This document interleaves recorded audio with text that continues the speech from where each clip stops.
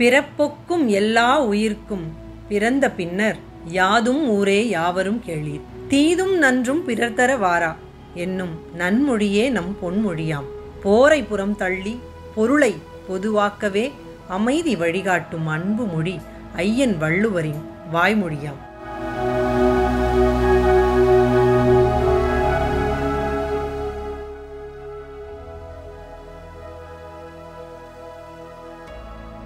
அனைத்து ஜோதிட அறிஞர்களுக்கும் ஆர்வலர்களுக்கும் என்னுடைய பணிவான வணக்கங்கள்.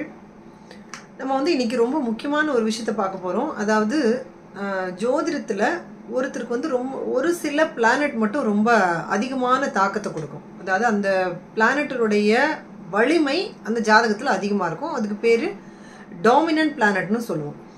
ஸோ பொதுவாக ஒரு ராசி கட்டத்தில் 9 பிளானட்டும் பிளேஸ் பண்ணியிருக்கோம். ஸோ இப்போ நம்ம அதை பார்த்துட்டு இந்த ஜாதகத்தில் இந்த ஒரு ராசி கட்டத்தை வச்சு ஏதாவது ஒரு பிளானட்டோட வலிமையை தீர்மானிக்க முடியுமா அப்படின்னு நம்ம முதல்ல பார்க்க போகிறோம். எதனால் இதை நம்ம பார்க்கணுன்னா, இந்த விதத்தில் சப்லார்டு அப்படிங்கிறது எந்த இடத்துல ஒரு முக்கியமான பங்கை வகிக்குது. சப்லார்டு தான் ஒருத்தனுடைய வலிமையை ஒரு ஜோதிடத்தில் தீர்மானிக்குது. அதுதான் ஷார்ப் மெத்தட். அதாவது ஒரு பிளானட்டுக்கு என்ன காரகங்களோ அதன்படி தான் ஒரு ஜாதகர் செயல்படுவார் அப்படிங்கிறது ரொம்ப முக்கியமான ஒரு விஷயம். அந்த பிளானட்டினுடைய வலிமை என்ன அப்படிங்கிறது தெரிஞ்சுக்கணும்.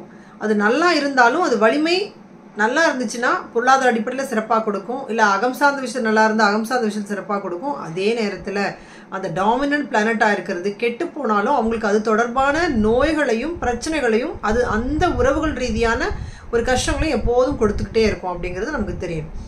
இப்போ 9 பிளானட் இருக்குது. இந்த ஒரு ஜாதகத்தை வச்சு இவங்களுக்கு எந்த பிளானட் ரொம்ப வலிமையாக இருக்குது அது தெரிஞ்சுக்கிட்டோன்னா அவர் எதன் தொடர்பான படிப்பை படிக்கலாம், எதன் தொடர்பான தொழிலை பண்ணலாம், எது தொடர்பான வேலைக்கு போகலாம். இப்போ எனக்கு ஒரு 4-5 விஷயத்தில் இன்ட்ரெஸ்ட் இருக்குது, ஆனால் எதன் வழியாக நம்ம போகலான்னு அவங்க சொல்லும்போது இந்த பிளானட்டோட ஸ்ட்ரென்த்தை நமக்கு தெரிஞ்சிருச்சுன்னா ஒருத்தவங்களுக்கு ஈஸியாக நம்மளால் வழிகாட்ட முடியும்.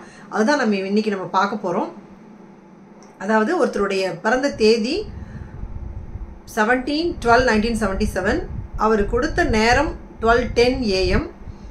இவர் மும்பையில் மும்பையில் பிறந்திருக்காரு. மகாராஷ்டிரா மாநிலத்தில் மும்பையில் பிறந்திருக்காரு.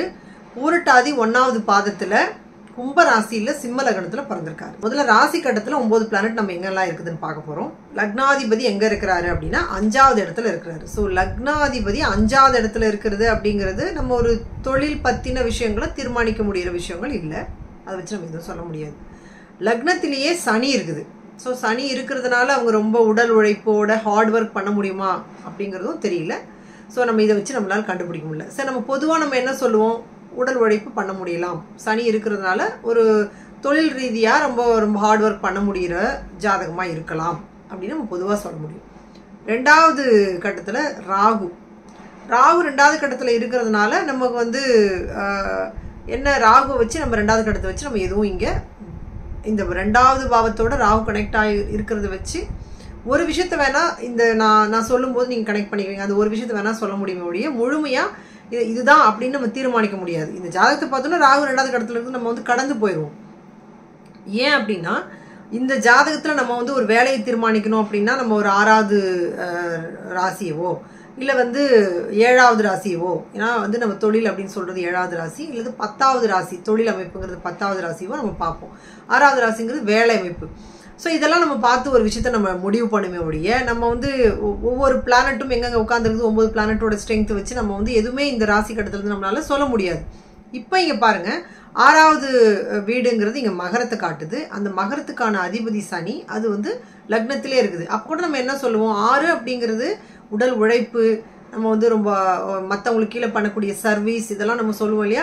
அப்போ கூட நம்ம சனி நம்ம லக்னத்தில் இருக்கும்போது ஒருத்தவங்ககிட்ட கீழே வேலை செய்யலாம், அடிமை வேலை பண்ணலாம். இல்லை உடல் 10வது அதாவது காலபுருஷ தத்துவத்துக்கு 10வது ராசி தானே மகரம்.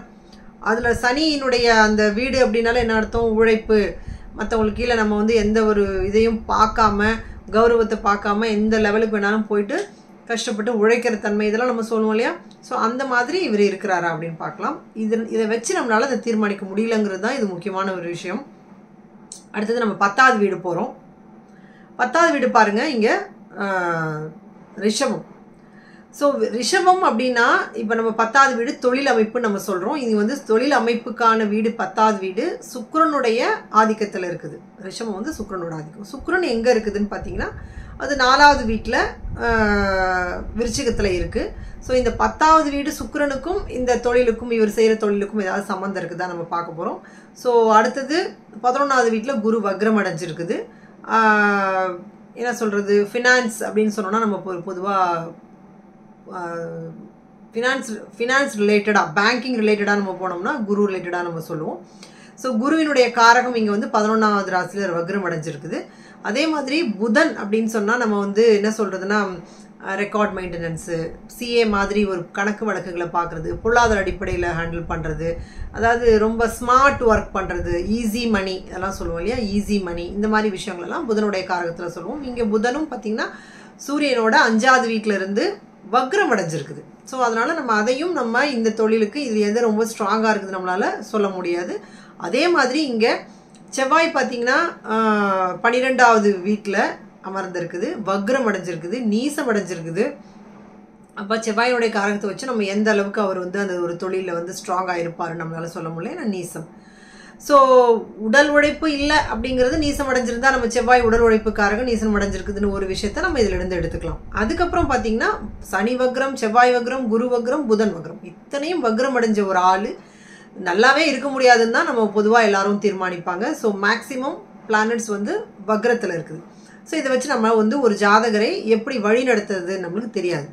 இப்போ நம்ம சப்லார்டு தியரிப்படி இந்த ஜாதகத்தை பாருங்கள், ரொம்ப ஆச்சரியமான விஷயங்கள் அப்படியே பாருங்கள். 12 பாவங்களில் எவ்வளோ உங்கள் கண்ணுக்கு என்னென்ன பிளானட்ஸ் தெரியுது. பொதுவாக 9 பிளானட்டும் 12 பாவங்களையும் நிரப்பலை. இந்த 12 பாவத்தில் அதிகபட்சமாக நம்ம கண்ணுக்கு தெரிகிறது புதன் தான். அதாவது 1, 3, 5, 7, 9, 11 6 பாவத்துக்கு புதன் சப்லாட், 2, 4, 6, 8, 10, 12 அப்படிங்கிற 6 இரட்டைப்படை பாவங்களுக்கு ராகு சப்லாட். அதே மாதிரி புதன் கேதுவோட நட்சத்திரத்திலையும் மறுபடியும் புதனோட உப நட்சத்திரத்திலையும் இருக்கிறதுனால இங்கே புதன் ரொம்ப ரொம்ப வலிமை அடையுது. 6 பாவங்களும் புதனுடைய வலிமையிலேயே தொடருது. அப்போ தொடர்ந்து 1, 3, 5, 7, 9, 11 புதன் இவருடைய லக்னத்தினுடைய எண்ணங்களில் மனசுங்கிற 3ஆம் பாவத்தை, 5ஆம் பாவத்தை என்ன ரிலாக்ஸ்டாக இருக்கிறது, 7ஆம் பாவம், 9ஆம் பாவம், 11ஆம் எல்லாத்தையும் டாமினேட் பண்ணுறதுனால இவர் ஸ்மார்ட் ஒர்க், கஷ்டப்படாத வேலை, உழைப்பு அதிகமாக கொடுக்காத வேலை தான் பண்ண முடியும் அப்படிங்கிறது நமக்கு ஒரு தெரியுது. இது ஏன்னா இவர் இந்த புதன் வந்து ரொம்ப அது ரெட்டைப்படை பாவங்களே தொடர்பு இருந்தால் கூட இவர் வந்து ஸ்மார்ட் வேலை தான் பண்ணுவார். அது வந்து வேறு மாதிரி ஒரு பொருளாதாரம், அது வந்து ஒவ்வொரு விதத்துலேயும் ஒவ்வொரு மாதிரி. ஏன்னா புதன் ரெட்டைப்படை பாவங்களாம் சிஏ கூட அவங்க படித்து வேறு மாதிரி ஒரு ஒர்க்கெல்லாம் பண்ணுறதுன்னு நம்ம பார்க்குறோம். இப்போ புதன் டாமினன்ட் பிளானட் தெரிஞ்சிச்சு. அடுத்தது ராகு ரெட்டைப்படை பாவங்களை கையில் வச்சுட்டு இருக்குது. நட்சத்திரமாக சந்திரனை தொடர்பு கொள்ளுது, அதான் நட்சத்திரத்தை சந்திரனோட நட்சத்திரத்தில் நிற்குது. அதுக்கப்புறம் மறுபடியும் பார்த்தீங்கன்னா புதனுடைய உபநட்சத்திரத்திலேயே இருக்கும். அப்போது ராகுவும் புதனோட கனெக்டிவிட்டியில் வந்துடுது, புதனும் புதனோட கனெக்டிவிட்டியில் வந்துடுது. புதன் 6 பாவத்துக்கு ஆல்ரெடி சப்லாடாக வந்துருச்சு. அப்போது இங்கே மேக்சிமம் 12 பாவங்கள்லையும் புதனுடைய தாக்கம் வந்து ரொம்ப அதிகமாக இருக்குது நம்மளால் பார்க்க முடியுது. எல்லாமே தொடர்புகளை 1, 3, 5, 7, 9, 11 இருக்குது. இருந்தாலும் ரெட்டைப்படை பாவங்களில் இங்கே ராகு வச்சுக்கிட்டு அந்த நட்சத்திரமாக 6ஆம் பாவத்தையும் காட்டுது. அப்போது ஒரு அளவுக்கு அவங்களுக்கு பொருளாதாரம் வந்துட்டு தான் இருக்கும். ஏன்னா ராகு பிரம்மாண்டமான பிளானட். ராகுவின் வழியாக நட்சத்திரம் 6ஆம் பாவத்தை தொடர்பு கொண்டு புதனுடைய தொடர்புகளில் ரொம்ப மோசமான பாவ தொடர்புகளாக இல்லை 3, 7, 11 வரும்போது ஒரு மாதிரியான நமக்கு ஒரு பொருளாதாரம், மிதமான பொருளாதாரம் வந்துட்டு இருக்கும். நட்சத்திரம் 6ஆம் பாவத்தை காட்டி அது வந்து ஒற்றைப்படைய தொடர்புகள் கொள்ளுது. பொதுவாக இவங்களுக்கு நோகாமல் ஒரு வேலையை பண்ணி ஒரு பணத்தை ஈட்டுறது தான் நமக்கு வந்து ஒரு தொழில் நம்ம கண்டுபிடிக்க முடியும். புதனுடைய ஆதிக்கம் அதிகமாக இருக்கிறது ரொம்ப சிறப்பாக நம்மளால் சொல்ல முடியும். இங்கே நீங்கள் பார்த்தீங்கன்னா என்ன தசை நடக்குது பாருங்கள். இவருக்கு இப்போ நடக்கிற தசையும் புதன் தசை தான். அப்போது பொதுவாக புதன் தசை நடக்கும்போது புதனுடைய ஆதிக்கம் அதிகமாக இருக்கிற ஒரு ஜாதகர் எப்படி அவர் வந்து செயல்படுவார், புதனோட ஆதிக்கத்தில் இருக்கிற அந்த ஒரு கேரக்டர் தானே டாமினேட்டாக வரும். அது நம்ம பார்த்தா இதில் எளிமையாக சொல்ல முடியும் இல்லையா. இங்கே பொதுவாக 1, 3, 5, 7, 9, 11 தொடர்பு கொள்வது என்னென்னா ஒவ்வொரு பாவ ஆரம்ப முனைகள் அப்படிங்கிறது 6 பாவ ஆரம்ப முனைகளுக்கும் அந்த சப்லாடுங்கிறது அந்தந்த பாவத்தினுடைய தொழிலோ குணங்களோ கேரக்டரோ எல்லாமே புதனாக இருக்கும். அப்போது தொடர்புகள் எல்லாமே 1, 3, 5, 7, 11 இருக்கும்போது அந்த புதன் அந்த பாவங்களை தான் கையில் வைத்த பாவங்களை தொடர்பு கொள்ளும்போது அந்த பாவங்களை வலிமையாக செயல்படுத்தும். லக்னம்ங்கிறது எண்ணங்கள், புதனுடைய அறிவுத்திறமை. 3ஆம் பாவங்கிறது கிரியேட்டிவிட்டி, எப்படியெல்லாம் அந்த பாவத்தை வந்து கிரியேட்டிவிட்டியோட செயல்படுத்த முடியும், எப்படிலாம் அவருக்கு எண்ணங்களை வந்து அப்படி புதுசு புதுசாக தோணும், இப்படி பண்ணலாமா அப்படி பண்ணலாமான்னு அந்த மாதிரி ஒரு எண்ணங்கள் வந்துட்டே இருக்கும். 5ஆம் பாவம் அப்படிங்கிறது ஜோதிட அறிவு நிறைய இருக்குது. எதையுமே ஜோதிடத்து வழியாக தான் பார்க்குறாரு. ஜோதிடம் இல்லாமல் அவருடைய வாழ்க்கை இல்லைங்கிற மாதிரி அவருடைய சிந்தனைகள் எல்லா விஷயத்தையும் சொல்கிறாரு. இவர் அவ்வளோ ஒரு ஜோதிட ஞானம் அவருக்கு இருக்குது. ஆனால் ஜோதிடத்தின் வழியாக பொருளாதாரத்தை ஈட்டலை இவர். அதுக்கப்புறம் 7ஆம் பாவம் பார்த்தீங்கன்னா அவர் சந்திக்கும் நபர்கள் எல்லாம் ஜோதிடர்களாகவோ இல்லை புதனுடைய காரகத்துவத்திலேயே தான் மீட் பண்ணுறாரு. ஏன்னா புதனுடைய காரகத்துவத்தில் என்ன வேலை பண்ணுறான்னு நான் சொல்கிறேன். 9ஆம் பாவம் 11ஆம் பாவம் எல்லாமே 9ஆம் பாவங்கிறது பாவம், 9வது ராசி நீங்கள் நம்ம சொல்கிறோம் இல்லையா, அது 9. 11ங்கிறது நம்ம வந்து ஒரு திருப்தி சாட்டிஸ்ஃபேக்ஷனுக்கு அவங்களுக்கு எல்லாமே கிடைக்கிற ஒரு பாவம். அப்படி ஒவ்வொரு பாவங்களும் தான் தொடர்பு கொள்ளுது. நம்பராக நீங்கள் பார்க்காதீங்க. எந்தெந்த பாவங்களை இந்த பிளானட் இயக்குகிறது அப்படின்னு அர்த்தம். இப்போ அது மட்டும் இல்லாமல் இந்த ஜாதகத்தில் இங்கே பார்த்தீங்கன்னா புதனோட சப்லாட்ல இருக்கும், செவ்வாய் புதனோட ஸ்டாரில் புதனோட சப்லாட்ல இருக்கும். அதுக்கப்புறம் பார்த்தீங்கன்னா ராகு புதனோட சப்லாட்ல இருக்கும், கேது புதனோட சப்லாட்ல இருக்கும். இப்போ மேக்சிமம் பிளானட்ஸும் புதனுடைய தொடர்புகள் இருந்து ஜாதகமும் எல்லாமே புதனோட கனெக்டிவிட்டியில் 12 பாவங்களும் புதனாகவே இருக்கும் பாருங்க.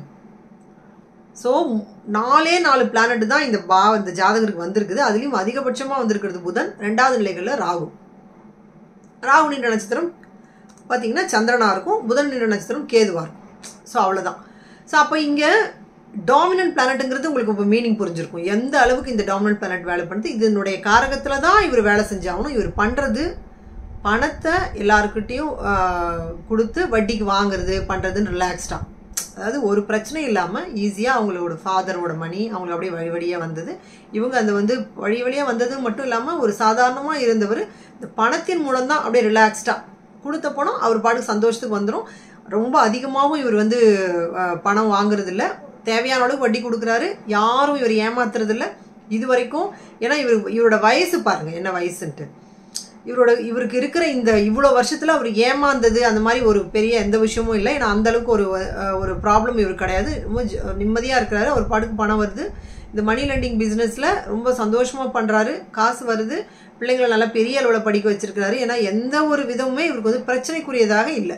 இவரோட பிளானட் ஜாதகத்தில் அதிகபட்சமாக 3 7 11 தொடர்புல ரிலாக்ஸ்டாக நிம்மதியாக இருந்து ஒரு தொழில் பண்ணுற அமைப்பு. இந்த அளவுக்கு ஒரு ஜாதகத்தை பார்த்தோன்னே எந்த பிளானட் உங்களுக்கு நல்லா இருக்குது, என்ன மாதிரி தொழில் நீங்கள் பண்ணலாம். இது பாருங்க புதனுடைய காரகத்துவத்திலே தான் அவர் பண்ணுறாரு. ஃபைனான்ஸுங்கிறதும் நம்ம வந்து கிட்டத்தட்ட இந்த ஒரு பொருளாதார அடிப்படையில் இருக்கிறதுனா புதனுடைய ஆதிக்கம் நல்லா இருக்கிறவங்க அந்த ஃபைனான்ஸ் ரிலேட்டடான விஷயங்கள் பண்ணலாம். அது ராகுவும் புதனும் சேர்ந்து இவருக்கு அந்த தொழிலை கொடுத்துருக்குது. பொதுவாக வந்து ராகு 2ஆம் பாவத்துக்கு வந்ததுனால பொருளாதார அடிப்படையில் திங்க் பண்ணுறாரு. அது புதனோட கனெக்டிவிட்டியிலே வர்றதுனால இவருக்கு வந்து பொருளாதார அடிப்படையிலேயே அந்த ஃபைனான்ஸ் ரிலேட்டடாகவே போகிறாரு, மணி லெண்டிங் அந்த மாதிரி விஷயங்களே போகிறாரு. ஸோ பொதுவாகவே புதனுடைய காரகம் இங்கே மீட் ஆகுது, ராகுவோட காரகம் வருது. ராகுங்கிறதுனால இவருக்கு பொருளாதாரங்கிறது ஏதோ ஒரு வகையில் பெருசாக வந்துக்கிட்டே இருக்குது. அது வந்து ரொம்ப ரிலாக்ஸ்டாக வருது. ஸோ இந்த மாதிரி ஒரு ஜோதிடம் அப்படிங்கிறது ரொம்ப எளிமையாக என்ன தொழில் பண்ணலாம், எந்த லைனில் போகலாம், என்ன படிக்கலாம், எல்லா விஷயத்தையும் ஒரு பிளானட்டோட ஸ்ட்ரென்த்தை வச்சு நம்மளால் ஈஸியாக கண்டுபிடிக்க முடியும்.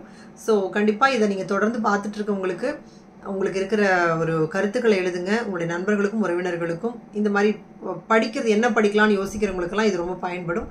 இதை அனுப்புனீங்கன்னா அவங்க இந்த மெத்தடை ஃபாலோ பண்ணி அவங்களால சரியான ஒரு துறையை சூஸ் பண்ண முடியும்.